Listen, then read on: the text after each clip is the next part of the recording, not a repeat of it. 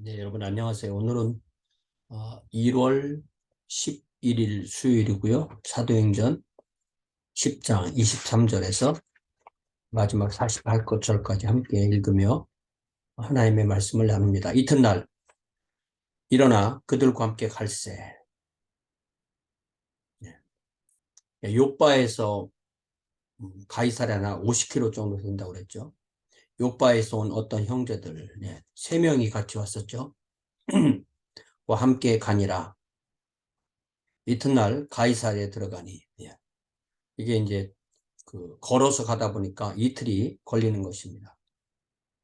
이튿날 가이사랴에 들어가니 고넬료가 그의 친척과 가까운 친구들을 모아 기다리더니, 고넬료의 이 아름다움은 자신만 복음을 들으려고 하는 것이 아니라 자신의 모든 가족, 친척, 친구들까지 다 모아서 기다리는 것입니다. 마침 베드로가 들어올 때 고넬료가 맞아 발 아래 엎드려 서라니 베드로가 이렇게 이르되 일어서라, 나도 사람이라 하고 더불어 말하며 들어가 여러 사람이 모인 것을 보고 이르되 유대인으로서 이방인과 교제하며 가까이 하는 것이 위법인 줄은 너희도 알거니와 하나님께서 내게 지시하사 아무도 속되다 하거나 깨끗하지 않다 하지 말라 하시기로 부름을 사양하지 아니하고 왔노라.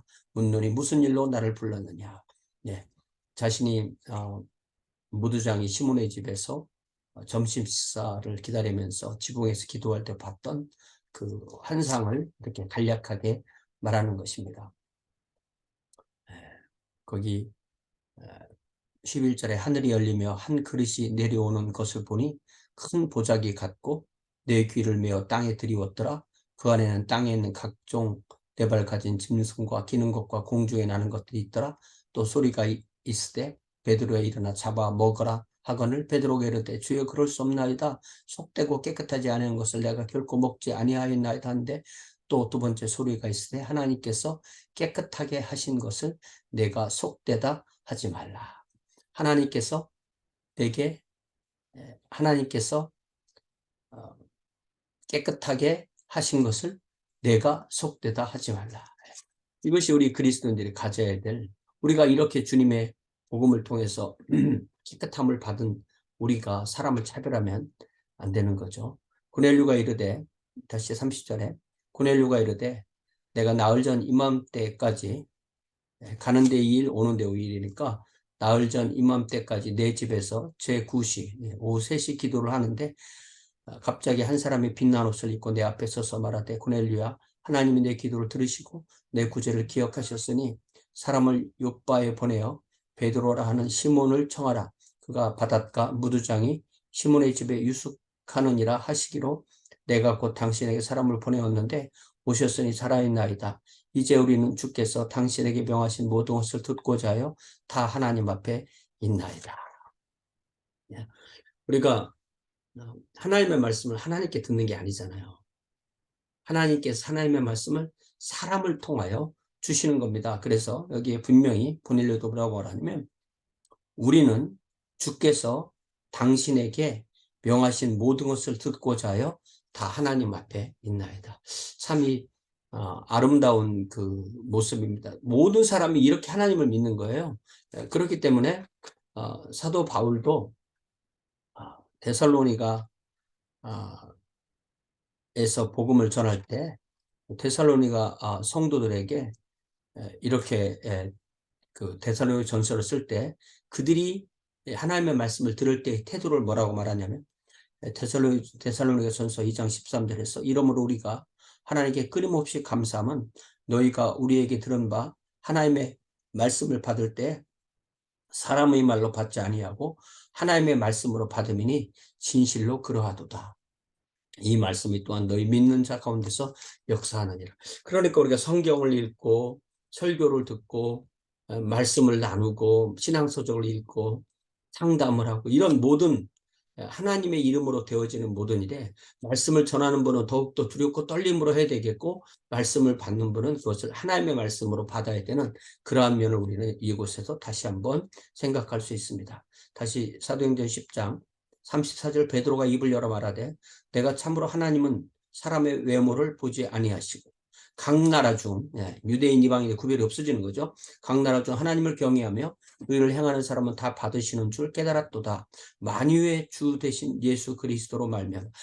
우리 주님이 만유의 주시기 때문에 만유에 있는 모든 백성을 모든 피조물을 다 다스리시고 은혜를 베푸시는 주님이신 거죠. 만유의 주 되신 예수 그리스도로 말미암아 화평의 복음을 전하사 이스라엘 자손들에게 보내신 말씀. 그 말씀이 처음에 이스라엘 자손을 통해 주어진 거죠. 곧 요한이 그 침례를 반포한 후에 갈릴리에서 시작하여 온 유대에 두루 전파된 그것을 너희도 알거니와. 이방인들 소문을 들어 다른 거죠. 38절 베드로는 삼위일체 하나님이 어떻게 일하시는지 분명히 말씀하십니다. 하나님이 나사렛 예수에게 성령과 능력을 기름 붓듯 하셨으네. 이것이 바로 이사야 61장 말씀이 그대로 반영되는 거죠. 이사야 61장에 성령께서 하나님께서 어떻게 일을 하시는지, 주 여호와의 영이 내게 임하셨으니, 주 여호와 성부 하나님, 영 성령 하나님, 내게 성자 하나님 내리셨으니 이는 여호와께서 성부 하나님, 내게 성자 하나님 기름을 부으사, 성령 하나님 기름을 부으사 가난한 자에게 아름다운 소식을 전하게 하려 하심이라. 나를 보내서 마음이 상한 자를 고치며 포로된 자에게 자유를, 갇힌 자에게 노임을 선포하며 여호와의 은혜의 해와 우리 하나님의 보복의 날을 선포하여 모든 슬픈 자를 위로하되 무릇 시온에서 슬퍼하는 자에게 화관을 주어 그 죄를 대신하며 기쁨의 기름으로 그 슬픔을 대신하며 찬송의 옷으로 그 근심을 대신하시고 그들이 의의 나무 곧 여호와께서 심으신 그 영광을 나타낼지라 일컬음을 받게 하려 하심이라. 우리 주님께서 나사렛 회당에 초기 사역에 나사렛 회당에 가서 읽으신 말씀이 바로 이 구절이죠.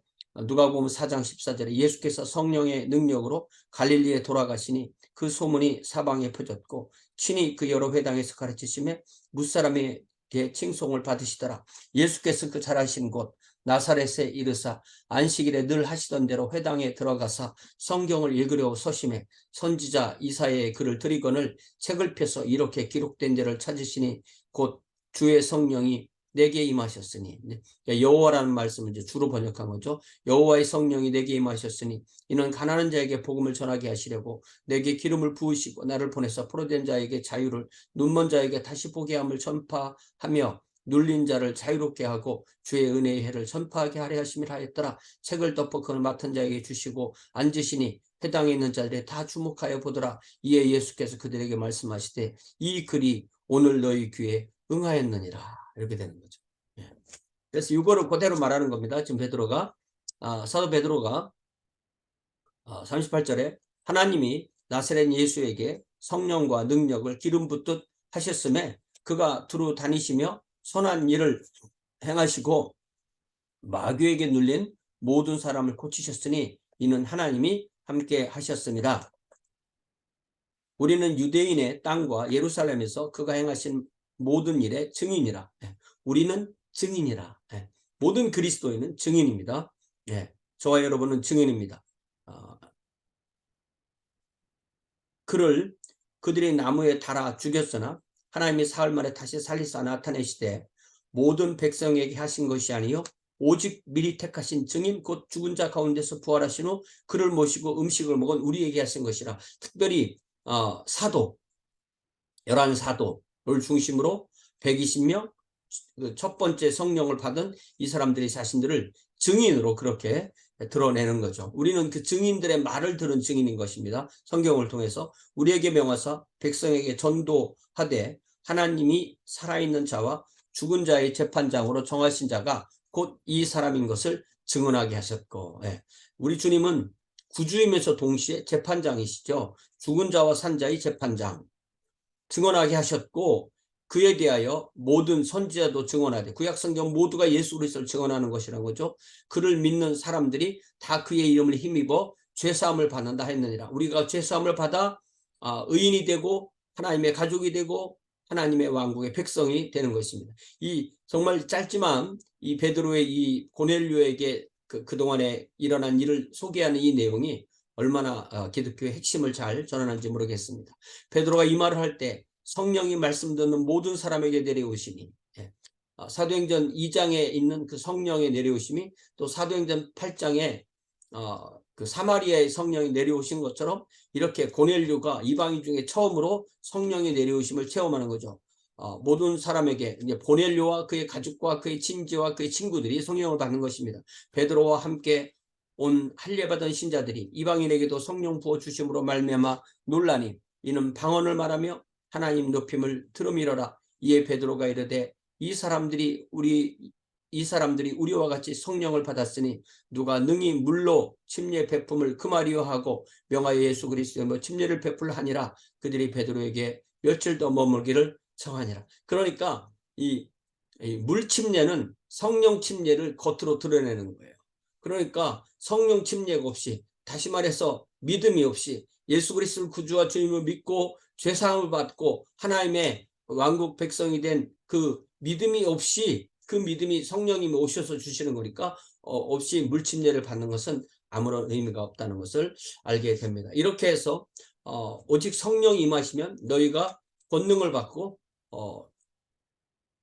예루살렘과 온 유대와 사마리아와 땅끝, 이 땅끝의 시작이 땅끝의 시작이 바로 고넬료와 그의 가족과 그의 친지와 그의 친구들이 되는 것이고, 이 일이 이루어진 것이 이방인의 사도 베드로에 의해서, 이방인의 사도 바울에 의해서 된 것이 아니라 베드로부터 이 일이 이루어진 것을 분명히 누가복음과 사도행전에 써져 있는 누가에 의해서 사도행전 10장에 이렇게 명확하게 기록된 것입니다. 우리는 이 증인의 체인이 그대로 연결돼서 2000년이 지나서 지금 우리도 이 동일한 이 복음의 증인이 되는 것입니다. 우리에게도 주님께서 능력을 주셔서 이 하나님의 왕국의 예수 그리스도의 복음을 전하는 그런 증인의 삶을 살도록 우리를 이끌어 주시기를 또한 바랍니다. 사랑의 아버지 하나님, 저희들에게 2023년도를 허락하시고 또 이렇게 계속해서 사도행전을 보면서 오늘 특별히 사도 베드로를 고넬료에게 보내셔서 그의 가정에, 그의 친지에, 그의 친구들에게 복음을 전하시고 그들이 구원받고 성령받고 또한 물침례를 받는 이 놀라운 이야기를 듣게 하시니 감사합니다. 주님, 이 주님을 처음 만나는 이 이야기가 우리가 주님을 만났을 때 그 이야기와 근본적인 내용이 같음을 참으로 감사합니다. 우리가 또한 이 복음으로 살게 하시고 이 복음을 전할 때 이것이 또한 우리가 전하는 복음에도 동일한 역사가 일어나도록 주여 인도하여 주시옵소서. 예수님의 이름으로 기도하옵나이다. 아멘. 네, 고맙습니다. 오늘 15일 주일에 만나서 함께 예배합시다. 고맙습니다.